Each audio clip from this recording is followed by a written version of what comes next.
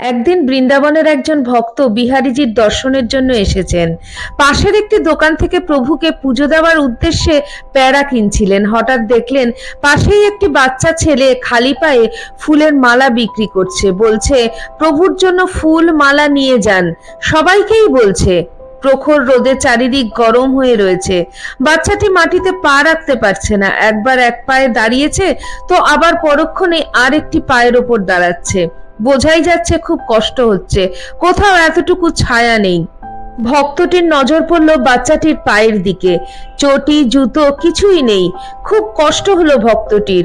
বাচ্চাটি তার নিজের পাকে প্রখর তাপের থেকে বাঁচানোর চেষ্টা করছে, কিন্তু কিছুতেই পারছে না। বাচ্চাটি খুব শ্রদ্ধা সহকারেই প্রভুর জন্য ফুল মালা বিক্রি করছে। ভক্তটি দোকানদারকে বলল, প্যারাটা রাখুন একপাশে, আমি এক্ষুনি আসছি। এই বলে একটু দূরের একটি জুতোর দোকান থেকে তিনি বাচ্চাটির পায়ের মাপ অনুমান করে একটি হাওয়াই চপ্পল কিনে নিয়ে এসে বাচ্চাটিকে দিলেন। বললেন, বাবা, এটা পরে নাও।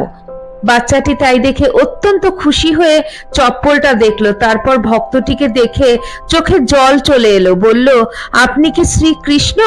ভক্তটি হেসে বললেন, না বাবা, প্রভু তো মন্দিরে, আমি শ্রীকৃষ্ণ না।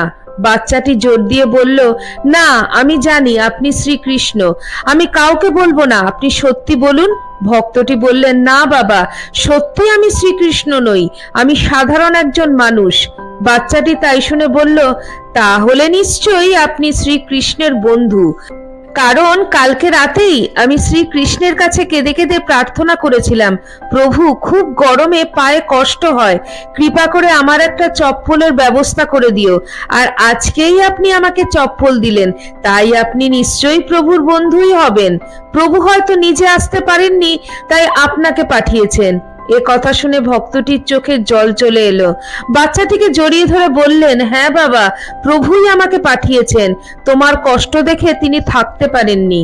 বাচ্চাটি এবার ভক্তটির চরণ ছুঁয়ে প্রণাম করে বলল, প্রভু কত দয়ালু, এত ভক্তদের জন্য ব্যস্ত থেকেও তার বন্ধুকে আমার কাছে পাঠিয়ে দিলেন। এবার ভক্তটি প্যারা আর বাচ্চাটির কাছ থেকে ফুল মালা নিয়ে মন্দিরে ঢুকে বিহারীজির সামনে দাঁড়িয়ে বললেন, প্রভু, তোমাকে অনেক ধন্যবাদ, আজ আমাকে তোমার বন্ধু হবার সুযোগ দিলে। প্রভু সবাইকেই সুযোগ দেন তার মিত্র হওয়ার।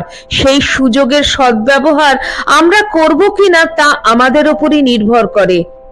অন্যকে সাহায্য করার মধ্যে দিয়েই আমরা তার মিত্র হয়ে উঠতে পারবো।